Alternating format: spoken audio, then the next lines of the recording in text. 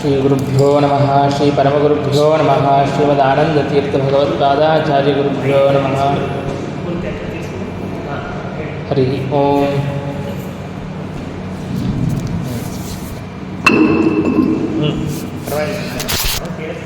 ಜಯತಿ ಹರಿರಚಿಂತ್ಯ ಸರ್ವದೇವೈಕವಂದ್ಯಃ ಪರಮಗುರುರಭೀಷ್ಟಾವಾಪ್ತಿತಃ ಸಜ್ಜನಾನಾಂ ನಿಖಿಲಗುಣಗಣಾರ್ನೋ ನಿತ್ಯನಿರ್ಮುಕ್ತದೋಷಃ ಸರಸಿಜನಯನೋऽಸೋ ಶ್ರೀಪತಿರ್ಮಾನದೋ ನಃ. ಬುದ್ಧಿರ್ಬಲಂ ಯಶೋಧೈರ್ಯಂ ನಿರ್ಭಯತ್ವಮರೋಗತಾ ಅಜಾಡ್ಯಂ ವಾಕ್ಪಟುತ್ವಂಚ ಹನುಮತ್ಸ್ಮರಣಾತ್ ಭವೇತ್. ಭವತಿ ಯದನುಭಾವಾದೇಡಮೂಕೋऽಪಿ ವಾಗ್ಮೀ ಜಡಮತಿರಪಿ ಜಂತುರ್ಜಾಯತೆ ಪ್ರಾಜ್ಞಮೌಲಿಃ. सकलवचनचेतो देवता भारती सा मम वचसि निधत्तां सन्निधिं मानसे च. चित्रैः पदैश्च गम्भीरैर्वाक्यैर्माणैरखण्डितैः गुरुभावं विञ्जयन्ति भाति श्रीजयतीर्थवाक्. प्रणमत्कामधेनुं च भजत्सुरतरूपमं श्रीभावबोधकुत्पादचिन्तामणिमुपास्महे. पूज्याय राघवेन्द्राय सत्यधर्मरताय च भजतां कल्पवृक्षाय नमतां कामधेनवे. सत्याभिज्ञकराब्जोत्थान् पञ्चाशद्वर्षपूजकान् सत्यप्रमोदतीर्थार्यान् नौमिन्यायसुधारतान्. बन्धुस्त्वं गुरुरिष्टदैवतमिति त्वत्पादपङ्क्तेरुहं प्राप्तं मां परिपालयेति स्तुतं याचे निबद्धाञ्जलिः. चित्तं मद्गुणदोषचिन्तनविदौ नूनं मनाङ्वा कृताः श्रीसत्यात्मगुरोत्वदङ्ग्रेयुगणं हित्वा न मे सद्गतिः. विद्यापीठविदातारं विद्यावारिधिचिन्दिरं विद्यार्थिवत्सलं वन्दे महामहिमसद्गुरुम्. आपादमौलिपर्यन्तं गुरूणाम् आकृतिं स्मरेत् तेन विज्ञाः प्रणश्यन्ति सिद्ध्यन्ति च मनोरथाः. हरि ओಂ. ಪ್ರಾತಸ್ಮರಣೀಯರಾದಂತಹ ಶ್ರೀ 1008 ಶ್ರೀ ಸತ್ಯಪ್ರಮೋದತೀರ್ಥ ಶ್ರೀಪಾದಂಗಳವರ ಈ ಆರಾಧನಾ ಪರ್ವಕಾಲದಲ್ಲಿ ಅವರ ಸ್ಮರಣೆಯನ್ನು ಮಾಡುವಂತಹ ಒಂದು ಸಣ್ಣ ಪ್ರಯತ್ನವನ್ನು ಮಾಡೋಣ. ಶಾಸ್ತ್ರ ತಿಳಿಸುವಂತೆ ಯಸ್ಯ ದೇವೇ ಪರಾಭಕ್ತಿ ಯಥಾ ದೇವೇ ತಥಾ ಗುರೌ ಎಂಬುದಾಗಿ ಭಗವಂತನಲ್ಲಿ ಭಕ್ತಿಯನ್ನು ಮಾಡೋದು ಎಷ್ಟು ಅವಶ್ಯಕವೋ ಗುರುಗಳಲ್ಲಿಯೂ ಕೂಡ ಭಕ್ತಿಯನ್ನು ಮಾಡೋದು ಅಷ್ಟೇ ಅವಶ್ಯಕ ಎಂಬುದಾಗಿ ನಮಗೆ ಶಾಸ್ತ್ರ ಅಂತಲೂ ತಿಳಿಸಿಕೊಡುತ್ತದೆ. ಹಾಗಾಗಿ ನಾವು ಈ ಸಂದರ್ಭದಲ್ಲಿ ಮಾಡುವಂತಹ ಗುರುಸ್ಮರಣೆ ಗುರುಗಳ ಮಹಿಮೆಯನ್ನು ಕೇಳುತ್ತಾ ಒಂದೊಂದು ಕ್ಷಣವೂ ಕೂಡ ನಾವೇನು ಗುರುಗಳಲ್ಲಿ ಭಕ್ತಿಯನ್ನು ಮಾಡುತ್ತೇವೆಯೋ ಅದು ಭಗವಂತನಲ್ಲಿ ಭಕ್ತಿಗೆ ಕಾರಣವಾಗಿ ಅದು ಮೋಕ್ಷಕ್ಕೇನೆ ಕಾರಣವಾಗುತ್ತದೆ. ಹಾಗಾಗಿ ಇಂತಹ ಉತ್ತಮವಾದಂತಹ ಕಾರ್ಯವನ್ನು ಗುರುಸ್ಮರಣೆಯನ್ನು ನಾವೆಲ್ಲರೂ ಕೂಡ ಅತ್ಯಂತ ಶ್ರದ್ಧೆಯಿಂದಾಗಿ ಮಾಡಬೇಕಾಗಿದೆ. ಸತ್ಯಪ್ರಮೋದ ತೀರ್ಥ ಶ್ರೀಪಾದಂಗಳವರ ಮಹಿಮೆಗಳು ಅಪಾರವಾಗಿವೆ, ಅಗಣ್ಯವಾಗಿವೆ. ಒಂದು ಇಷ್ಟೇ ಮಹಿಮೆಗಳು ಎಂಬುದಾಗಿ ಹೇಳಿ ಮುಗಿಸುವುದಕ್ಕೆ ಸಾಧ್ಯವಾಗುವುದಿಲ್ಲ. ನಾವು ಕೆಲವೇ ದಿನಗಳ ಹಿಂದೆ ನಮ್ಮ ಭಾಗ್ಯನಗರದಲ್ಲಿ ಸತ್ಯಾತ್ಮತೀರ್ಥ ಶ್ರೀಪಾದಂಗಳವರು ಅತ್ಯಂತ ವೈಭವೋಪೇತವಾಗಿ ಮಾಡಿರುವಂತಹ ಚಾತುರ್ಮಾಸ್ಯವನ್ನು ನಾವೆಲ್ಲರೂ ಕೂಡ ಕಣ್ಣು ತುಂಬ ಕಂಡಿದ್ದೇವೆ. ಆ ಸಂದರ್ಭದಲ್ಲಿ ಲಕ್ಷಾದಿ ಜನ ಭಕ್ತರು ಇಲ್ಲಿ ಆ ಚಾತುರ್ಮಾಸ್ಯದಲ್ಲಿ ಭಾಗವಹಿಸಿ ತಾವು ಪುನೀತರಾಗಿದ್ದಾರೆ. ಆ ರೀತಿಯಾಗಿ ಲಕ್ಷಾದಿ ಜನ ಭಕ್ತರು ಬಂದು ತಾವು ಆ ಚಾತುರ್ಮಾಸ್ಯದಲ್ಲಿ ಭಾಗವಹಿಸಿದಾಗ ಅವರೆಲ್ಲರಿಗೂ ಕೂಡ ಒಂದಾನೊಂದು ರೀತಿಯಲ್ಲಿ ಗುರುಗಳ ಅನುಗ್ರಹ ಅಂತನ್ನೋದು ಆಗಿರುತ್ತದೆ. ಅವರೆಲ್ಲರೂ ಕೂಡ ಒಂದಾನೊಂದು ರೀತಿಯಲ್ಲಿ ಅವರು ಆ ಸತ್ಯಾತ್ಮತೀರ್ಥ ಶ್ರೀಪಾದಂಗಳವರ ಗುರುಗಳ ಮಹಿಮೆಯನ್ನು ತಾವು ಕಂಡುಕೊಂಡಿರುತ್ತಾರೆ. ಕೆಲವು ಜನರಿಗೆ ಪೂಜಾ ಸಂದರ್ಭದಲ್ಲಿ ಭಗವಂತನ ಅನುಗ್ರಹವನ್ನು ಆಗುವಂತೆ ಸ್ವಾಮಿಗಳು ಮಾಡಿರುತ್ತಾರೆ. ತಾವು ಕೊಟ್ಟಿರುವಂತಹ ತುಳಸಿ ಪುಷ್ಪಾದಿಗಳನ್ನು, ಆಭರಣಗಳನ್ನು, ಫಲಪುಷ್ಪಾದಿಗಳನ್ನು ಇತ್ಯಾದಿಗಳನ್ನು ಭಗವಂತನಿಗೆ ಸಮರ್ಪಣೆಯನ್ನು ಮಾಡಿ ಆ ಭಗವಂತನ ಅನುಗ್ರಹವಾಗುವಂತೆ ಸ್ವಾಮಿಗಳು ಮಾಡಿರುತ್ತಾರೆ. ಇನ್ನು ಕೆಲವು ಜನರಿಗೆ ಆ ಭಗವಂತನ ಪ್ರಸಾದವನ್ನು ಪರಿವೇಶನ ಮಾಡುವಂತಹ ಸಂದರ್ಭದಲ್ಲಿ ಕೃಪೆಯನ್ನು, ಕರುಣೆಯನ್ನು ಉಣಿಸಿರುತ್ತಾರೆ. ತಮ್ಮ ಒಂದು ಕರುಣಾದೃಷ್ಟಿಯನ್ನು ತಾವು ಬೀರಿಸಿರುತ್ತಾರೆ. ಈ ರೀತಿಯಾಗಿ ಇನ್ನು ಕೆಲವು ಜನರಿಗೆ, ಅನೇಕ ಜನರಿಗೆ ಮಂತ್ರಾಕ್ಷತೆಯನ್ನು ಕೊಟ್ಟು ತಮ್ಮ ಸಮಸ್ತ ಇಷ್ಟಾರ್ಥಗಳನ್ನು ಕೂಡ ಪೂರ್ಣಗೊಳಿಸಿರುತ್ತಾರೆ. ಇನ್ನು ತಮ್ಮ ಅಮೃತೋಪದೇಶದಿಂದಾಗಿ ಅನೇಕ ಜನರಿಗೆ ತಮ್ಮ ಜೀವನದಲ್ಲಿ ಸುಧಾರಣೆ ಆಗುವಂತೆ ಮಾಡಿರುತ್ತಾರೆ. ಇನ್ನು ಕೆಲವು ಜನರಿಗಂತೂ ಕೇವಲ ಅವರ ದರ್ಶನದಿಂದಲೇ ಸಮಸ್ತವಾದಂತಹ ಮಂಗಳ ಉಂಟಾಗುವಂತೆ ಮಾಡಿರುತ್ತಾರೆ. ಇನ್ನು ಯಾರಿಗೆ ಸ್ವಾಮಿಗಳ ಪರಿಚಯವೇ ಇಲ್ಲ, ನಮ್ಮ ಉತ್ತರಾದಿ ಮಠ ಅಂತಹ ಸ್ವಾಮಿಗಳು ಅಂತ ಪರಿಚಯನೇ ಇಲ್ಲ, ಅಂತಹ ಅನ್ಯ ಜನರಿಗೂ ಕೂಡ ಕೇವಲ ಸ್ವಾಮಿಗಳು ನಮ್ಮ ನಗರದಲ್ಲಿ ಇದ್ದುಕೊಂಡು ನಿತ್ಯದಲ್ಲೂ ಕೂಡ ಶ್ರೀಮನ್ ಮೂಲರಾಮಚಂದ್ರ ದೇವರ ಪೂಜೆಯನ್ನು ಮಾಡುತ್ತಾ ಶ್ರೀಮನ್ಯಾಯಸುಧಾದಿ ಗ್ರಂಥಗಳ ಪಾಠ ಪ್ರವಚನವನ್ನು ಮಾಡೋದರಿಂದಲೇ ಅವರ ಸಮಸ್ತ ಕಷ್ಟಕಾರ್ಪಣ್ಯಗಳು ಪರಿಹಾರವಾಗಿ ಸಮಸ್ತ ಶುಭ ಅಂತ ಅನ್ನೋದು ಉಂಟಾಗಿರುತ್ತದೆ. ಹೀಗೆ ಒಂದು 50 ದಿನದ ಚಾತುರ್ಮಾಸ್ಯದ ವ್ಯವಧಾನದಲ್ಲಿ ಇಷ್ಟೆಲ್ಲ ಘಟನೆಗಳು ನಡೆದಿರುತ್ತವೆ, ಇಷ್ಟೆಲ್ಲ ಮಹಿಮೆಗಳನ್ನು ಸ್ವಾಮಿಗಳು ತೋರಿರುತ್ತಾರೆ ಅಂತಂದ ಮೇಲೆ 50 ವರ್ಷದ ಸುದೀರ್ಘ ಕಾಲ ಆ ಪಾರಿವಾರಾಜ್ಯ ಸಾಮ್ರಾಜ್ಯವನ್ನು ಅತ್ಯಂತ ಸಮರ್ಥವಾಗಿ ಪರಿಪಾಲನೆ ಮಾಡಿದಂತಹ ಮಹಾಗುರುಗಳ ಮಹಿಮೆಗಳು ಅಪಾರವಾಗಿದೆ ಅಂತ ಮತ್ತೇನು ಹೇಳಬೇಕು.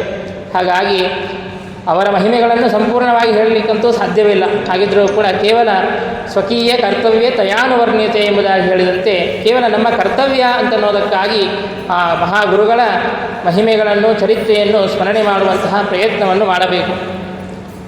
ಸತ್ಯಪ್ರಮೋದ ತೀರ್ಥ ಶ್ರೀಪಾದಂಗಳವರು ತಮ್ಮ ಜೀವನದಲ್ಲಿ ಅನೇಕ ಮಹಿಮೆಗಳನ್ನು ತೋರಿದರೂ ಕೂಡ ಅವರು ಮಾಡಿದಂತಹ 2 ಮುಖ್ಯವಾದಂತಹ ಕಾರ್ಯಗಳು ಅಂತಂದರೆ ಅವರ ಚರ್ಮಶ್ಲೋಕದಲ್ಲಿ ಏನೇ ಹೇಳುವಂತೆ 50 ವರ್ಷಗಳ ಕಾಲದಲ್ಲಿ ಒಂದು ದಿನವೂ ಬಿಡದೆ ಶ್ರೀಮನ್ ಮೂಲರಾಮಚಂದ್ರ ದೇವರ ಪೂಜೆಯನ್ನು ಮಾಡಿದ್ದಾರೆ ಮತ್ತು ಶ್ರೀಮನ್ ನ್ಯಾಯಸುಧಾ ಗ್ರಂಥದ ಪಾಠವನ್ನು ಮಾಡಿದ್ದಾರೆ ಅಂತ ನಾವು ಕೇಳುತ್ತೇವೆ. ಈ ರೀತಿಯಾಗಿ ಒಂದು ದಿನವೂ ಕೂಡ ಬಿಡದೆ 50 ವರ್ಷದ ಸುದೀರ್ಘ ಕಾಲ ತಾವು ಪೂಜೆಯನ್ನು ಮಾಡಬೇಕು ಅಂತಂದರೆ ಅವರ ಅನುಸಂಧಾನ ಅಂತ ಅನ್ನೋದು ಯಾವ ಮಟ್ಟದಲ್ಲಿ ಇರಬೇಕು ಅಂತ ನಾವು ಊಹೆ ಮಾಡಲಿಕ್ಕೂ ಕೂಡ ಸಾಧ್ಯವಿಲ್ಲ. ಹಾಗಿದ್ದರೂ ಕೂಡ ನಮ್ಮ ಜೀವನದಲ್ಲಿ ಅವರು ಮಾಡುವಂತಹ ಅನುಸಂಧಾನ ರೀತಿ ಅಂತನ್ನೋದು ನಮಗೂ ದಾರಿದೀಪವಾಗಲಿ ಅಂತನ್ನುವಂತಹ ಒಂದು ಅಭಿಪ್ರಾಯದಿಂದಾಗಿ ಸತ್ಯಪ್ರಮೋದ ತೀರ್ಥ ಶ್ರೀಪಾದಂಗಳವರು ತಾವು ಹೇಗೆ ಅನುಸಂಧಾನವನ್ನು ಮಾಡುತ್ತಾ ಇದ್ದರು ಅಂತನ್ನೋದಕ್ಕೆ 1-2 ದೃಷ್ಟಾಂತಗಳನ್ನು ತಿಳಿಯುವಂತಹ ಪ್ರಯತ್ನವನ್ನು ಮಾಡೋಣ.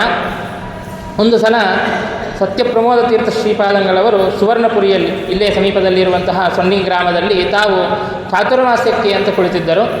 ಆಗ ಸ್ವಾಮಿಗಳು ಮಹಾಸ್ವಾಮಿಗಳು ತಾವು ಭಗವಂತನಿಗೆ ಸುವರ್ಣವನ್ನು ಸಮರ್ಪಣೆ ಮಾಡಬೇಕು ಎಂಬುದಾಗಿ ತಾವು ಸಂಕಲ್ಪವನ್ನು ಮಾಡಿದ್ದಾರೆ.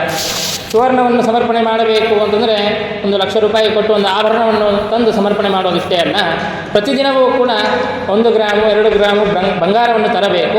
ಅದನ್ನು ತಂದು ಶಾಣೀಕಲ್ಲಿನ ಮೇಲೆ ಇಟ್ಟು ಆ ಗಂಧವನ್ನು ತೆಗೆಯಬೇಕು. ಆ ಗಂಧವು ಆ ಸುವರ್ಣವು ಕರಗುವವರೆಗೂ ಕೂಡ ಆ ಗಂಧವನ್ನು ತೆಗಿತಾ ಇರಬೇಕು. ಹೀಗೆ 4-5 ತಾಸು 5-6 ತಾಸು ಅದನ್ನು ತೆಗೆದು ಆ ಗಂಧವನ್ನು ಆ ಸುವರ್ಣಯುಕ್ತವಾದಂತಹ ಗಂಧವನ್ನು ಭಗವಂತನಿಗೆ ಸಮರ್ಪಣೆಯನ್ನು ಮಾಡಬೇಕು.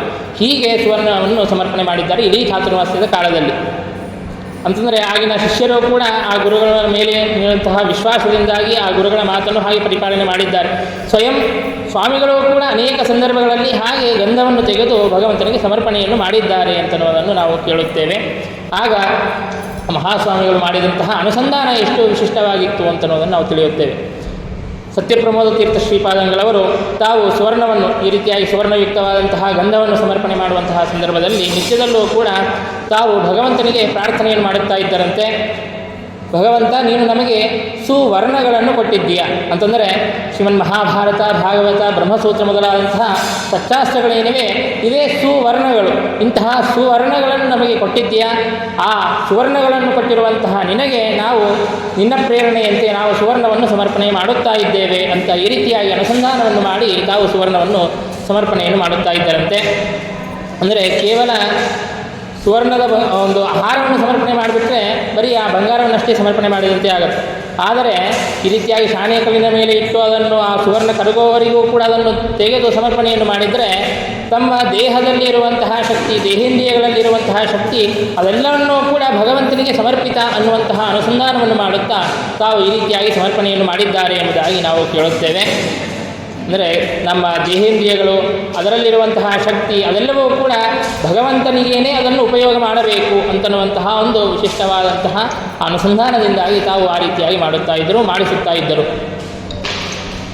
ನಾವು ನಮ್ಮ ವಿದ್ಯಾಪೀಠದಲ್ಲಿ ನಮಗೆ ಆಚಾರ್ಯರು ನಿತ್ಯದಲ್ಲೂ ಕೂಡ ಬೆಳಿಗ್ಗೆ ಎದ್ದ ಕೂಡಲೇ ಮತ್ತೆ ಬೇರೆ ಅನ್ಯ ವಿಷಯಗಳ ಸ್ಮರಣೆ ಮಾಡೋದು ಬೇಡ ಅಂತನ್ನೋದಕ್ಕಾಗಿ ಪ್ರತಿದಿನವೂ ಕೂಡ ವಿದ್ಯಾರ್ಥಿಗಳಿಂದಾಗಿ ಪ್ರಾರ್ಥನೆಯನ್ನು ಮಾಡಿಸುವಂತಹ ಅನೇಕ ಸ್ತೋತ್ರಗಳನ್ನು ಭಗವಂತನ ಸ್ಮರಣೆ ಬರುವಂತೆ ಅನೇಕ ಸ್ತೋತ್ರಗಳನ್ನು ಪಾರಾಯಣವನ್ನು ಮಾಡಿಸುತ್ತಾ ಇದ್ದರು. ಈಗಲೂ ಕೂಡ ವಿದ್ಯಾರ್ಥಿಗಳು ಮಾಡುತ್ತಾರೆ. ಅದರಲ್ಲಿ ಒಂದು ಸ್ತೋತ್ರ ಪ್ರಾತಃ ಪ್ರಾರ್ಥನಾ ಕ್ರಮ ಎಂಬುದಾಗಿ ಅದನ್ನು ಸತ್ಯಪ್ರಮೋದ ತೀರ್ಥ ಶ್ರೀಪಾದಂಗಳವರೇ ಸಂಗ್ರಹ ಮಾಡಿ ಕೊಟ್ಟಿರುವಂತಹ ಒಂದು ಶ್ಲೋಕದ ಕ್ರಮ ಅಂತ ಅನ್ನೋದು ಇದೆ. ಅಲ್ಲಿ ಅನೇಕ ಭಗವನ್ಮೂರ್ತಿಗಳ ಸ್ಮರಣೆ ಆಗುವಂತೆ ಆ ಭಗವನ್ಮೂರ್ತಿಗಳ ಶ್ಲೋಕ ಮತ್ತು ಅನೇಕ ದೇವತೆಗಳು, ಗುರುಗಳು ಅವರೆಲ್ಲರ ಸ್ಮರಣೆ ಆಗುವಂತೆ ಅದನ್ನು ಸಂಗ್ರಹವನ್ನು ಮಾಡಿಕೊಟ್ಟಿದ್ದಾರೆ ಸತ್ಯಪ್ರಮೋದ ತೀರ್ಥ ಶ್ರೀಪಾದಂಗಳವರು. ಅದರಲ್ಲಿ ಒಂದು ಶ್ಲೋಕವನ್ನು ಸಂಗ್ರಹ ಮಾಡಿಕೊಟ್ಟಿದ್ದಾರೆ. ಸ್ವಾಮಿ ತ್ವಂ ನೃಹರೇ ತವಾನು ಚರಣಾಹ ಪ್ರಾಣಾಹ ಶರೀರಂ ಗೃಹಂ ಎಂಬುದಾಗಿ ಈ ರೀತಿಯಾಗಿ ಶ್ಲೋಕ ಅಂತಲೂ ಬರುತ್ತದೆ. ಅದರಲ್ಲಿ ಮೊದಲಿಗೆ ಬರೋದೇನು ಅಂತಂದರೆ, ಭಗವಂತ ನೀನು ಸ್ವಾಮಿಯಾಗಿದ್ದೀಯಾ, ನನ್ನ ಸ್ವಾಮಿ ತ್ವಂ ನೃಹರೆ ತವಾನುಚರಣ, ನನ್ನ ಪ್ರಾಣಾಹ ಅಂತಂದರೆ ಇಂದ್ರಿಯಗಳು ಮತ್ತು ದೇಹ ಶರೀರಂ ಇವೆಲ್ಲವೂ ಕೂಡ ನಿನ್ನ ದಾಸಾನುದಾಸರಾಗಿವೆ.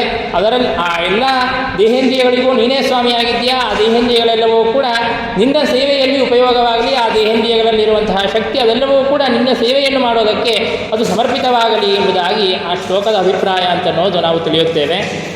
ಅಂದರೆ ಕೇವಲ ತಾವು ಸಂಗ್ರಹವನ್ನು ಮಾಡಿಕೊಟ್ಟು ನಿಮಗೆ ಉಪದೇಶವನ್ನು ಮಾಡಿದ್ದಷ್ಟೇ ಅಲ್ಲ, ತಾವು ಸ್ವತಃ ಅದನ್ನು ಹೇಗೆ ಆಚರಣೆಯನ್ನು ಮಾಡಬೇಕು, ತಮ್ಮ ದೇಹೇಂದ್ರಿಯಗಳು ಅದರಲ್ಲಿರುವಂತಹ ಶಕ್ತಿ ಅದೆಲ್ಲವೂ ಕೂಡ ಭಗವಂತನಿಗೆ ಸಮರ್ಪಿತ ಅಂತನ್ನೋದನ್ನು ತಾವು ಸ್ವತಃ ಪ್ರಾಕ್ಟಿಕಲ್ಲಾಗಿ ಆಚರಣೆ ಮಾಡಿ ತೋರಿಸಿಕೊಟ್ಟಿದ್ದಾರೆ ಸತ್ಯಪ್ರಮೋದ ತೀರ್ಥ ಶ್ರೀಪಾದಂಗಳವರು.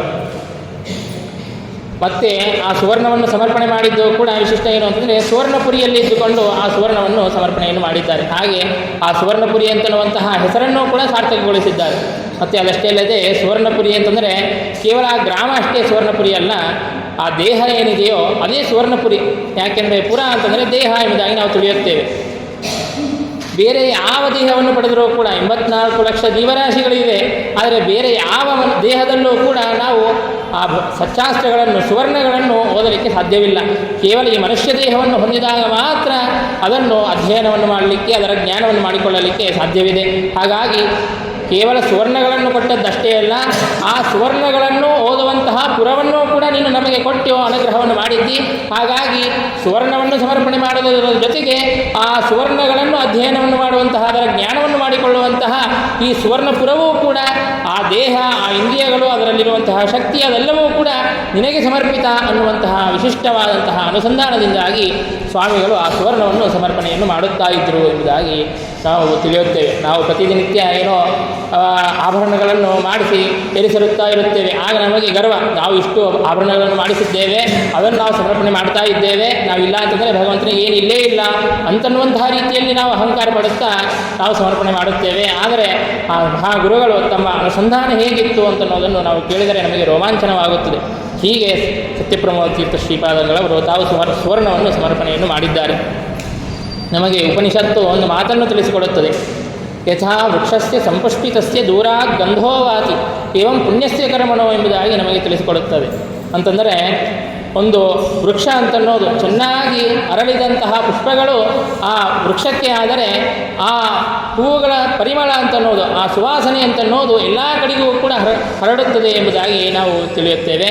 ಹಾಗೆಯೇ ಒಬ್ಬ ಪುರುಷನು, ಒಬ್ಬ ವ್ಯಕ್ತಿಯು ತಾನು ಸತ್ಕರ್ಮಗಳನ್ನು ಮಾಡಿ, ತಾನು ಪುಣ್ಯಕರ್ಮಗಳನ್ನು ಮಾಡಿದ ಅಂತಂದರೆ ಆ ಪುಣ್ಯಕರ್ಮಗಳ ಪ್ರಭಾವ, ಅದರ ಒಂದು ಫಲ ಅಂತನ್ನೋದು ಕೇವಲ ತಾವಷ್ಟೇ ಅನುಭವಿಸೋದಲ್ಲದೆ ಸುತ್ತಮುತ್ತ ಇದ್ದವರಿಗೆಲ್ಲರಿಗೂ ಕೂಡ ಆ ಪುಣ್ಯಕರ್ಮದ ಪ್ರಭಾವ ಅಂತನ್ನೋದು, ಅದರ ಫಲ ಅಂತನ್ನೋದು ಸಿಗುತ್ತದೆ ಎಂಬುದಾಗಿ ನಮಗೆ ಉಪನಿಷತ್ತು ತಿಳಿಸಿಕೊಡುತ್ತದೆ.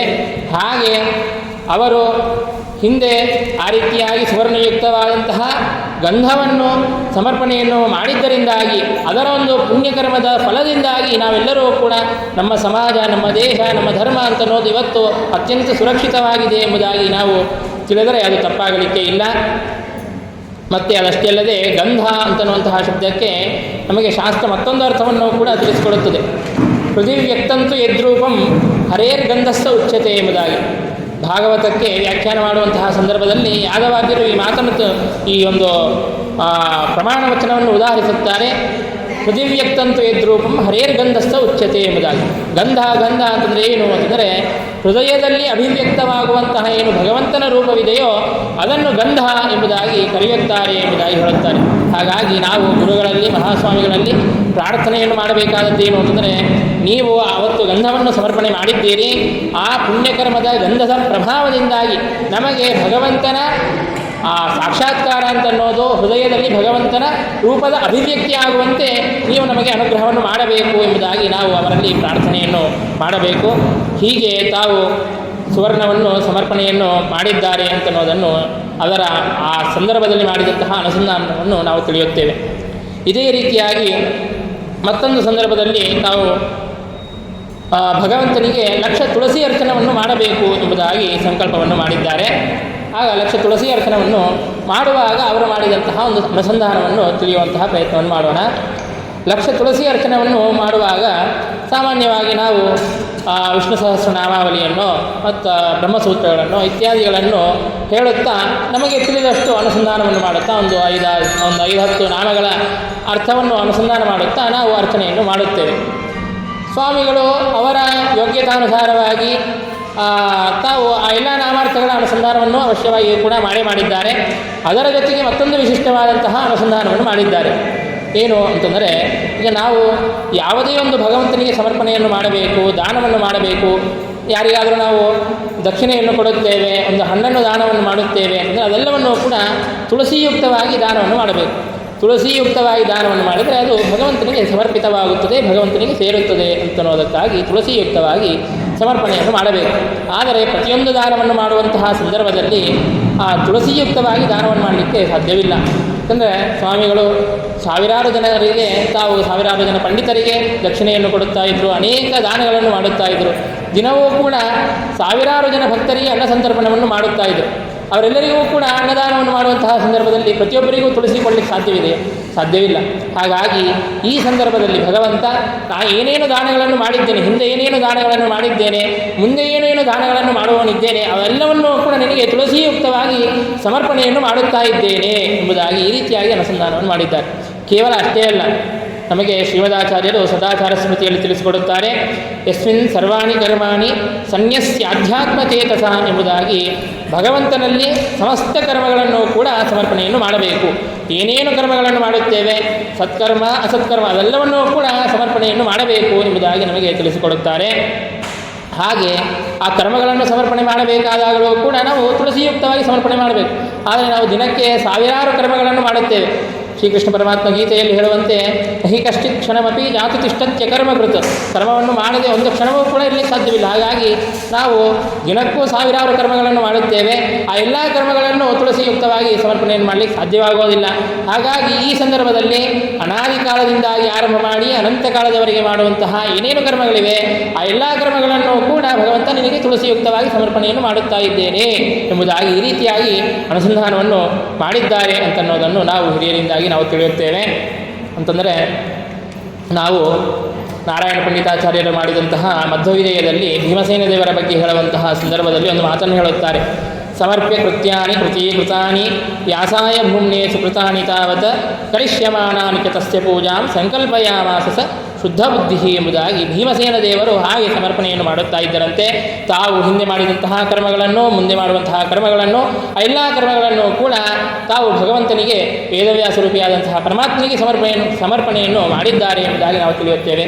ಆ ಭೀಮಸೇನ ದೇವರ ಅವತಾರರಾದಂತಹ ಶ್ರೀಮದಾಚಾರ್ಯರ ಪೀಠದಲ್ಲಿ ಬಂದಿರುವಂತಹ ಸತ್ಯಪ್ರಮೋದ ತೀರ್ಥ ಶ್ರೀಪಾದಗಳವರು ಕೂಡ ಆ ವಾಯುದೇವರ ವಿಶೇಷವಾದಂತಹ ಪ್ರೇರಣೆಯಿಂದಾಗಿ, ಅನುಗ್ರಹದಿಂದಾಗಿ ಹಾಗೆ ಆ ತುಳಸಿಯುಕ್ತವಾಗಿ ಆ ಎಲ್ಲ ಕರ್ಮಗಳನ್ನು ಕೂಡ ಸಮರ್ಪಣೆಯನ್ನು ಮಾಡಿದ್ದಾರೆ. ಅವತ್ತು ಕೇವಲ ಭಗವಂತನಿಗೆ ತಾವು ತುಳಸಿ ಪತ್ರವನ್ನು ಸಮರ್ಪಣೆ ಮಾಡಿದ್ದಷ್ಟೇ ಅಲ್ಲ, ನಮ್ಮೆಲ್ಲರಿಗೂ ಕೂಡ ಆ ಮಹಾಗುರುಗಳು ನಮಗೆ ಒಂದು ಪತ್ರವನ್ನು ನಮಗೆ ಕಳಿಸಿಕೊಟ್ಟಿದ್ದಾರೆ.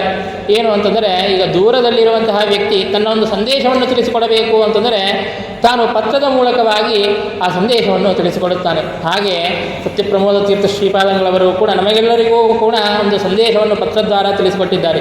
ಏನದು ಅಂತಂದರೆ, ಕೇವಲ ನೀವು ಮಹಾನುಭಾವರ ಚರಿತ್ರೆಯನ್ನು ಕೇಳೋದಷ್ಟೇ ಅಲ್ಲ, ಅವರು ಮಾಡಿದಂತಹ ಆಚರಣೆಯನ್ನು ನಿಮ್ಮ ಜೀವನದಲ್ಲಿ ಅದನ್ನು ಅಳವಡಿಸಿಕೊಳ್ಳುವುದಕ್ಕೆ ಪ್ರಯತ್ನವನ್ನು ಮಾಡಬೇಕು. ಯಾಕೆಂದರೆ ಕೇವಲ ಸಮರ್ಪ್ಯ ಕೃತ್ಯಾನಿ ಕೃತೀಕೃತಾನಿ ಅಂತ ಅನ್ನೋದನ್ನು ಕೇಳಿದ್ದಷ್ಟೇ ಅಲ್ಲ, ತಾವು ತಮ್ಮ ಆಚರಣೆಯಲ್ಲೂ ಕೂಡ ತಂದುಕೊಂಡಿದ್ದಾರೆ. ಹಾಗೆ ನೀವು ಕೂಡ ಮಹಾನುಭಾವರ ಚರಿತ್ರೆಯನ್ನು ಕೇಳಿ ಅವರ ಆಚರಣೆಗಳು, ಅವರ ಏನು ಅನುಷ್ಠಾನ ಪದ್ಧತಿ ಇದೆ ಅದನ್ನು ಕೂಡ ನಿಮ್ಮ ಜೀವನದಲ್ಲಿ ನಿಮ್ಮ ಯೋಗ್ಯತಾನುಸಾರವಾಗಿ, ನಿಮ್ಮ ಶಕ್ತಿಯನುಸಾರವಾಗಿ ಅದನ್ನು ತಂದುಕೊಳ್ಳುವುದಕ್ಕೆ ಪ್ರಯತ್ನವನ್ನು ಮಾಡಿರಿ ಅಂತನ್ನುವಂತಹ ಒಂದು ಪತ್ರವನ್ನು ಕೂಡ ನಮಗೆ ಕೊಟ್ಟಿದ್ದಾರೆ ಅಂತನ್ನೋದನ್ನು ನಾವು ತಿಳಿಯಬಹುದಾಗಿದೆ. ಹೀಗೆ ವಿಶಿಷ್ಟವಾದಂತಹ ಅನುಸಂಧಾನ, ಇದೊಂದೆರಡು ಸಂದರ್ಭಗಳನ್ನು ನಾನು ಹೇಳಿದೆ. ಒಂದು ಸುವರ್ಣವನ್ನು ಸಮರ್ಪಣೆ ಮಾಡುವಂತಹ ಒಂದು ಸಂದರ್ಭ, ತುಳಸಿ ಪತ್ರವನ್ನು ಸಮರ್ಪಣೆ ಮಾಡುವಂತಹ ಒಂದು ಸಂದರ್ಭ, ಹೀಗೆ ಲಕ್ಷ ದೀಪೋತ್ಸವ, ಇನ್ನನೇಕ ಸಂದರ್ಭಗಳು. ಹೀಗೆ ಪ್ರತಿಯೊಂದು ಸಂದರ್ಭದಲ್ಲೂ ಕೂಡ ವಿಶಿಷ್ಟವಾದಂತಹ ಅನುಸಂಧಾನವನ್ನು ಸತ್ಯಪ್ರಮೋದ ತೀರ್ಥ ಶ್ರೀಪಾದಂಗಳವರು ಮಾಡುತ್ತಾ ಇದ್ದರು. ಇಲ್ಲದೇ ಇದ್ದರೆ ಪ್ರತಿದಿನ ಅಷ್ಟು 50 ವರ್ಷಗಳ ಕಾಲ ಆ ಅನುಸಂಧಾನ, ಭಕ್ತಿ, ಶ್ರದ್ಧೆಗಳು ಇಲ್ಲದೇ ಇದ್ದರೆ ಆ ರೀತಿಯಾಗಿ ಒಂದು ದಿನವೂ ಬಿಡದೆ ಭಗವಂತನ ಪೂಜೆಯನ್ನು ಮಾಡಲಿಕ್ಕೆ ಸಾಧ್ಯವೇ ಇಲ್ಲ. ನಮಗೆ ಪ್ರತಿದಿನ ಭಗವಂತನ ಪೂಜೆ ಮಾಡಬೇಕು ಅಂದರೆ ವಾರದಲ್ಲಿ ಒಂದು 2-3 ದಿನ ಮಿಸ್ ಆಗುವಂತೆ ವಿಘ್ನಗಳು ಬರುತ್ತವೆ. ಅಂತಹದ್ದು 50 ವರ್ಷಗಳ ಕಾಲ ಪ್ರತಿನಿತ್ಯವೂ ಕೂಡ ಆ ಭಗವಂತನ ಪೂಜೆಯನ್ನು ಮಾಡಬೇಕು ಅಂತಂದರೆ ಅವರ ಅನುಸಂಧಾನ, ಶ್ರದ್ಧಾಭಕ್ತಿಗಳು ಎಷ್ಟಿತ್ತು ಎಂಬುದಾಗಿ ನಾವು ತಿಳಿಯಲಿಕ್ಕೆ ಸಾಧ್ಯವಿದೆ. ಇಷ್ಟು ವಿಶಿಷ್ಟವಾಗಿ ಅನುಸಂಧಾನವನ್ನು ಮಾಡಿದ್ದಾರೆ, ಭಗವಂತನ ಅರ್ಚನೆಯನ್ನು ಸೇವೆಯನ್ನು ಮಾಡಿದ್ದಾರೆ. ಅದಕ್ಕೆ ಭಗವಂತ ಅವರಿಗೆ ಏನು ಫಲವನ್ನು ಕೊಟ್ಟಿದ್ದಾನೆ ಅಂತಂದರೆ, ನಾವು ರಾಘವೇಂದ್ರ ಸ್ವಾಮಿಗಳ ಮಂಗಳಾಷ್ಟಕದಲ್ಲಿ ಒಂದು ಮಾತನ್ನು ಕೇಳುತ್ತೇವೆ, ಪ್ರಾಜ್ಯಧ್ಯಾನ ವಶೀಕೃತ ಅಖಿಲ ಜಗತ್ ವಾಸ್ತವ್ಯ ಲಕ್ಷ್ಮೀಧವ ಎಂಬುದಾಗಿ. ರಾಘವೇಂದ್ರ ಸ್ವಾಮಿಗಳು ತಾವು ಮಾಡುವಂತಹ ವಿಶಿಷ್ಟವಾದಂತಹ ಧ್ಯಾನದಿಂದಾಗಿ ಭಗವಂತನನ್ನು ತಮ್ಮ ವಶದಲ್ಲಿ ಇಟ್ಟುಕೊಂಡು ಬಿಟ್ಟಿದ್ದರಂತೆ. ಅಂತಂದರೆ ಯಾವ ರೀತಿಯಾಗಿ ಯಶೋಧಾದೇವಿ ತನ್ನ ಸ್ನೇಹ ಪಾಶದಿಂದಾಗಿ ಆ ಕೃಷ್ಣನನ್ನು ಕಟ್ಟಿ ಹಾಕಿದ್ದಳೋ ಹಾಗೆ ತಮ್ಮ ಭಕ್ತಿ ಪಾಶದಿಂದಾಗಿ ರಾಯರು ಆ ಭಗವಂತನನ್ನು ಕಟ್ಟಿ ಹಾಕಿದ್ರು, ಅವರ ವಶದಲ್ಲಿ ಇಟ್ಟುಕೊಂಡಿದ್ರು ಅಂತ ಕೇಳುತ್ತೇವೆ. ಹಾಗೆ ಸತ್ಯಪ್ರಮೋದ ತೀರ್ಥ ಶ್ರೀಪಾದಂಗಳವರು ಕೂಡ ತಾವು ಮಾಡುವಂತಹ ಶ್ರದ್ಧಾಭಕ್ತಿಗಳಿಂದಾಗಿ ಆ ಭಕ್ತಿಪಾಶದಿಂದಾಗಿ ಭಗವಂತನನ್ನು ತಮ್ಮ ವಶದಲ್ಲಿ ಇಟ್ಟುಕೊಂಡಿದ್ರು ಅಂತ. ವಶದಲ್ಲಿ ಇಟ್ಕೊಂಡಿದ್ದು ಅಂತಂದರೆ ಆ ಭಗವಂತನಿಗೆ ಏನೋ ಪಾರತಂತ್ರ್ಯ ಬಂತು ಅಂತ ತಿಳಿಯೋದಲ್ಲ. ಯಾಕಂತಂದರೆ ಶ್ರೀಮದಾಚಾರ್ಯರು ತಿಳಿಸಿಕೊಡುವಂತೆ ವಶ್ಯತಾಂ ಸ್ವೇಚ್ಛೆಯ ಸಜ್ಜನೇಶ್ವಾಗತಂ, ಭಗವಂತ ತನ್ನ ಇಚ್ಛೆಯಂತೆಯೇ ಆ ಭಗವಂತ ಭಕ್ತರ ವಶನಾಗುತ್ತಾನೆ. ವಶನಾದಂತೆ ತೋರಿಸಿ ತಮ್ಮ ವಶರಾದಂತಹ ವ್ಯಕ್ತಿಗಳು ಯಾವ ರೀತಿಯಾಗಿ ತಮ್ಮ ಎಲ್ಲ ಇಷ್ಟಾರ್ಥಗಳನ್ನು ಮಾಡಬೇಕೋ ಹಾಗೆ ಭಗವಂತ ತಮಗೆ ಎಲ್ಲ ಇಷ್ಟಾರ್ಥಗಳನ್ನು ಕೂಡ ಅಭೀಷ್ಟಗಳನ್ನು ಕೂಡ ಕೊಡುತ್ತಾನೆ ಅಂತನ್ನುವಂತಹ ಅರ್ಥದಲ್ಲಿ ನಾವು ಅದನ್ನು ತಿಳಿದುಕೊಳ್ಳಬೇಕು. ಅದಕ್ಕೆ ಒಂದು ಸಣ್ಣ ಉದಾಹರಣೆಯನ್ನು ಕೊಡುತ್ತೇನೆ. ಸತ್ಯಪ್ರಮೋದ ತೀರ್ಥ ಶ್ರೀಪಾದಂಗಳವರು ತಾವು ಭೂವೈಕುಂಠವಾದಂತಹ ತಿರುಮಲ ಕ್ಷೇತ್ರಕ್ಕೆ ವೆಂಕಟೇಶನ ದರ್ಶನವನ್ನು ಮಾಡೋದಕ್ಕಾಗಿ ಅಂತ ಒಂದು ಸಂದರ್ಭದಲ್ಲಿ ಹೋಗಿದ್ದಾರೆ. ಆಗ ಹೋಗುವಂತಹ ಸಂದರ್ಭದಲ್ಲಿ ತಮ್ಮ ಶಿಷ್ಯರಿಗೆ ವಿದ್ಯಾರ್ಥಿಗಳಿಗೆ ಹೇಳಿದ್ದಾರೆ, ಭಗವಂತನಿಗೆ ನೈವೇದ್ಯವನ್ನು ಮಾಡೋದಕ್ಕಾಗಿ ಅಂತ ಕಳ್ಳಸಕ್ರಿಯನ್ನು ತೆಗೆದುಕೊಂಡು ಬರ್ರಿ ಎಂಬುದಾಗಿ ಸತ್ಯಪ್ರಮೋದ ತೀರ್ಥ ಶ್ರೀಪಾದಂಗಳವರು ಹೇಳಿದ್ದಾರೆ. ಅಲ್ಲಿಗೆ ಎಲ್ಲರೂ ಕೂಡ ದರ್ಶನಕ್ಕೆ ಹೋಗಿದ್ದಾರೆ. ಇನ್ನು ನೈವೇದ್ಯ ಮಾಡುವಂತಹ ಸಂದರ್ಭ ಅಂತ ಅನ್ನೋದು ಬಂದಿದೆ. ಹಾಗೆ ಸ್ವಾಮಿಗಳು ಕೇಳುತ್ತಾರೆ ಶಿಷ್ಯರಿಗೆ, ನೈವೇದ್ಯಕ್ಕೆ ಕಳಸಕ್ರಿ ಕೊಡ್ರಿ ಅಂತ ಹೇಳಿದಾಗ ಶಿಷ್ಯರು ಒಬ್ಬರ ಮಾರಿಯನ್ನು ಒಬ್ಬರು ನೋಡಿಕೊಂಡಿದ್ದಾರೆ. ಯಾರೂ ಕೂಡ ಆ ನೈವೇದ್ಯಕ್ಕೆ ಕಳಸಕ್ರಿಯನ್ನು ತಂದೇ ಇಲ್ಲ. ಆ ಭಗವಂತನ ದರ್ಶನವನ್ನು ಮಾಡಿಕೊಳ್ಳಬೇಕು ಅಂತನ್ನುವಂತಹ ಆ ಉತ್ಸಾಹದಲ್ಲಿ ಆ ಕಳಸಕ್ರಿಯನ್ನು ಅಲ್ಲೇ ಮರೆತು ಬಂದಿದ್ದಾರೆ. ಇನ್ನು ಮತ್ತೆ ಹೋಗಿ ತರೋಣ ಅಂತಂದರೆ ಅಷ್ಟು ಸಮಯ ಅಂತನ್ನೋದು ಕೂಡ ಅಲ್ಲಿ ಇದ್ದಿಲ್ಲ. ಹಾಗಾಗಿ ಸ್ವಾಮಿಗಳು ಏನು ಮಾಡಬೇಕು ಅಂತ ವಿಚಾರ ಮಾಡುವಂತಹ ಸಂದರ್ಭದಲ್ಲಿ ಅಲ್ಲೇ ಇರುವಂತಹ ಮತ್ತೊಬ್ಬ ಬ್ರಾಹ್ಮಣನು ತಾನು ಆ ಕಳಸಕ್ರಿಯನ್ನು ಕೊಟ್ಟಿದ್ದಾನೆ. ನಿಮಗೆ ಕಳಸಕ್ರಿ ಬೇಕಾಗಿದೆಯಲ್ಲ ನೈವೇದ್ಯಕ್ಕೆ ಅಂತ ಅತಿ ತುಂಬ ಕಳಸಕ್ರಿಯನ್ನು ಕೊಟ್ಟಿದ್ದಾನೆ. ಸ್ವಾಮಿಗಳಿಗೆ ಮಹಾ ಆನಂದ ಅಂತ ಅನ್ನೋದಾಗಿದೆ, ಸಂತೋಷವಾಗಿದೆ. ಭಗವಂತನಿಗೆ ವಿಶೇಷವಾಗಿ ಆ ನೈವೇದ್ಯವನ್ನು ಮಾಡಿದ್ದಾರೆ. ಆ ನೈವೇದ್ಯವನ್ನು ಮಾಡಿ ದರ್ಶನವನ್ನು ಮಾಡಿಕೊಂಡು ಹೊರಗೆ ಬಂದ ಮೇಲೆ ಮತ್ತೆ ಆ ಬ್ರಾಹ್ಮಣ ನಮಗೆ ಅತ್ಯಂತ ಅವಶ್ಯಕವಾದಂತಹ ಸಂದರ್ಭದಲ್ಲಿ ಈ ರೀತಿಯಾಗಿ ಕಳಸಕ್ರಿಯನ್ನು ಕೊಟ್ಟಿದ್ದಾನೆ, ಬಹಳ ಸಂತೋಷವಾಗಿದೆ. ಹಾಗಾಗಿ ಅವನಿಗೆ ದಕ್ಷಿಣೆಯನ್ನು ಕೊಡೋಣ ಎಂಬುದಾಗಿ ಬ್ರಾಹ್ಮಣನನ್ನು ಹುಡುಕಿದರೆ ಎಲ್ಲೂ ಕೂಡ ಬ್ರಾಹ್ಮಣ ಕಾಣಿಸಲೇ ಇಲ್ಲ. ಸ್ವಯಂ ಪರಮಾತ್ಮನೇ ಶ್ರೀನಿವಾಸನೇ ತಾನು ಆ ಬ್ರಾಹ್ಮಣನ ರೂಪದಲ್ಲಿ ಬಂದು ಅವರ ಮೇಲೆ ಅನುಗ್ರಹವನ್ನು ಮಾಡಿದ್ದಾನೆ. ಅಂತಂದರೆ ನೀವು ನನ್ನ ಸೇವೆಯನ್ನು ಮಾಡೋದಕ್ಕಾಗಿ, ನನ್ನ ಪೂಜೆಯನ್ನು ಮಾಡೋದಕ್ಕಾಗಿ, ನನ್ನ ನೈವೇದ್ಯವನ್ನು ಮಾಡೋದಕ್ಕಾಗಿ ಅಂತ ನೀವು ಸಿದ್ಧರಾಗಿದ್ದರೆ ನಿಮಗೆ ಎಷ್ಟೇ ವಿಘ್ನಗಳು ಬರಲಿ, ಎಷ್ಟೇ ತೊಂದರೆ ಬರಲಿ, ನಿಮಗೆ ಆ ವಿಘ್ನಗಳನ್ನು ಪರಿಹಾರ ಮಾಡಿ ನಿಮಗೆ ಆ ಸೇವೆಯನ್ನು ಮಾಡುವಂತಹ ಪ್ರೇರಣೆಯನ್ನು ಅವಕಾಶವನ್ನು ನಾನೇ ಮಾಡಿಕೊಡುತ್ತೇನೆ ಅಂತನ್ನುವಂತಹ ರೀತಿಯಲ್ಲಿ ಎಲ್ಲ ಭಕ್ತರಿಗೂ ಕೂಡ ಆ ಆಶ್ವಾಸನೆಯನ್ನು ಕೊಡುವಂತೆ ಸ್ವಯಂ ಪರಮಾತ್ಮನೇ ಆ ಬ್ರಾಹ್ಮಣನ ರೂಪದಲ್ಲಿ ಬಂದು ಆ ಕಳಸಕ್ರಿಯನ್ನು ಕೊಟ್ಟಿದ್ದಾನೆ ಎಂಬುದಾಗಿ ನಾವು ತಿಳಿಯುತ್ತೇವೆ. ನಮ್ಮ ಆಚಾರ್ಯರು ಒಂದು ಸಂದರ್ಭದಲ್ಲಿ ಹೀಗೆ ಊಟಕ್ಕೆ ಕೂತಾಗ ಒಂದು ದಾಸರ ಪದವನ್ನು ಹೇಳಿದರು, ಹೂವು ತರುವರ ಮನೆಗೆ ಹುಳ ತರುವೆ ಎಂಬುದಾಗಿ. ಅದರ ಅರ್ಥ ಏನು ಅಂತ ಆಚಾರ್ಯರು ನಮ್ಗೆ ಕೇಳಿದರು. ಈಗ ಹೂವು ಕೊಟ್ಟರೆ ಭಗವಂತನಿಗೆ ಹೂವು ಕೊಟ್ಟರೆ ತಾನು ಅದಕ್ಕಿಂತಲೂ ಹೆಚ್ಚಾದಂಥ ಹಣ್ಣನ್ನು ಕೊಡಬೇಕು, ಹುಲ್ಲು ತಂದು ಕೊಡ್ತೇನೆ ಅಂತಂದರೆ ಅದೇನು ಅಂತ ಆಚಾರ್ಯರು ಕೇಳಿದರು. ನಮಗೆ ಯಾರಿಗೂ ಅರ್ಥ ಆಗಲಿಲ್ಲ. ಆಚಾರ್ಯರು ಹೇಳಿರುವಂತಹ ಮಾತು ಏನು ಅಂತಂದರೆ, ಹೂವು ತರುವರ ಮನೆಗೆ ಹುಳ ತರುವೆ ಅಂತಂದರೆ, ನೀವು ನನಗೆ ಹೂವನ್ನು ಕೊಟ್ಟರೆ, ನನ್ನ ಅರ್ಚನೆಯನ್ನು ಮಾಡಿದರೆ ನಿಮ್ಮ ಮನೆಯಲ್ಲಿ ಹುಲ್ಲನ್ನು ತರೋದು ಅಂತಂದರೆ ನಿಮ್ಮ ಮನೆಯ ಸೇವೆಯನ್ನು ಮಾಡೋದು, ನಿಮ್ಮ ಮನೆಯಲ್ಲಿ ನಾನೇ ಸೇವೆಯನ್ನು ಮಾಡುತ್ತಾ ಇರುತ್ತೇನೆ, ನಿಮ್ಮ ಸೇವಕನಾಗಿ ನಾನೇ ಇರುತ್ತೇನೆ ಎಂಬುದಾಗಿ ದಾಸರ ಪದದಲ್ಲಿ ನಾವು ಕೇಳುತ್ತೇವೆ.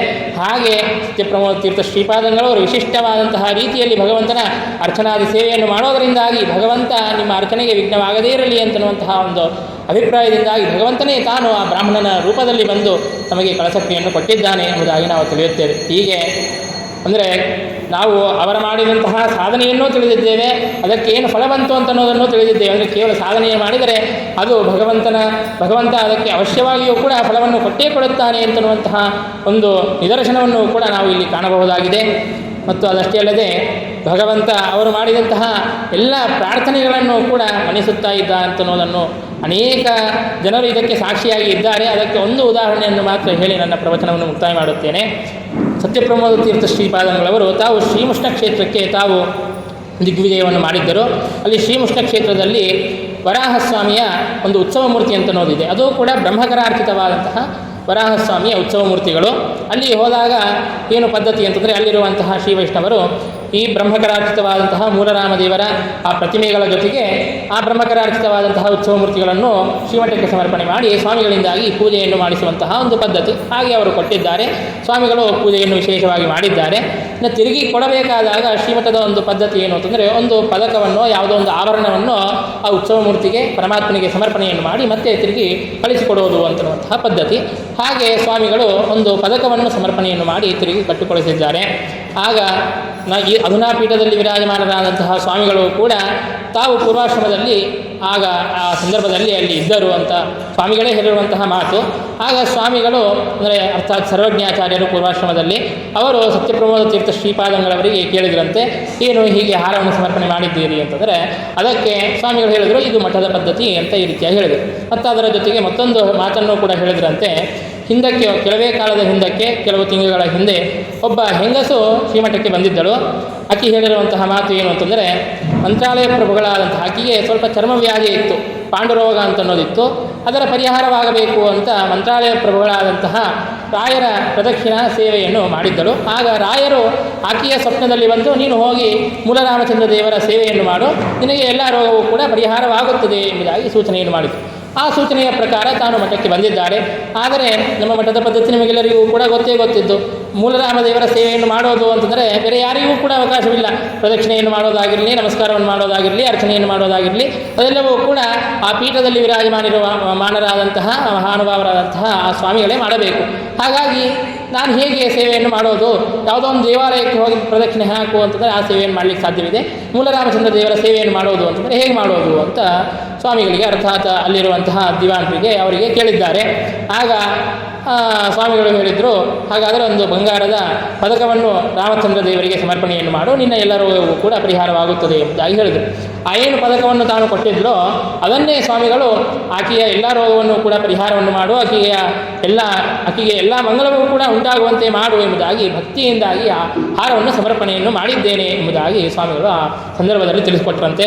ಅದು ಆದ ಕೆಲವೇ ದಿನಗಳಲ್ಲಿ, 1-2 ತಿಂಗಳುಗಳಲ್ಲಿಯೇ ಆಕೆಯ ಎಲ್ಲ ರೋಗವೂ ಕೂಡ ಪರಿಹಾರವಾಗಿದೆ. ಮತ್ತೆ ಬಂದು ಸ್ವಾಮಿಗಳಿಗೆ ಅತ್ಯಂತ ಭಕ್ತಿ ಶ್ರದ್ಧೆಗಳಿಂದಾಗಿ ನಮಸ್ಕಾರವನ್ನು ಮಾಡಿ ನನ್ನ ಎಲ್ಲ ರೋಗವೂ ಕೂಡ ಪರಿಹಾರವಾಗಿದೆ ಎಂಬುದಾಗಿ ಹೇಳಿದ್ದಾರೆ ಎಂಬುದಾಗಿ ನಾವು ತಿಳಿಯುತ್ತೇವೆ. ಅಂತಂದರೆ ಕೇವಲ ಏನೋ ಇದು ಕಟ್ಟುಕತೆ ಅಂತ ಅನ್ನೋದಲ್ಲ, ಇದು ಶಾಸ್ತ್ರದ ತತ್ವ. ಶ್ರೀಮದಾಚಾರ್ಯರೇ ತಿಳಿಸಿಕೊಡುತ್ತಾರೆ, ಉನ್ನತ ಪ್ರಾರ್ಥಿತ ಶೇಷ ಸಂಸಾಧಕಂ ಎಂಬುದಾಗಿ. ಹಿರಿಯರು ಮಾಡಿದಂತಹ, ನಮ್ಮ ಪರವಾಗಿ ಹಿರಿಯರು ಏನೇ ಪ್ರಾರ್ಥನೆಯನ್ನು ಮಾಡಿದರೆ ಅದನ್ನು ಭಗವಂತ ಅವಶ್ಯವಾಗಿಯೂ ಕೂಡ ಮನ್ನಿಸಿರುತ್ತಾನೆ ಎಂಬುದಾಗಿ ಹೇಳುತ್ತಾರೆ. ಹಾಗೆ ನಮ್ಮ ಪರವಾಗಿ ಸತ್ಯಪ್ರಮೋದ ತೀರ್ಥ ಶ್ರೀಪಾದಂಗಳವರು ಅವತ್ತೇ ಪ್ರಾರ್ಥನೆಯನ್ನು ಮಾಡಿರಬೇಕು.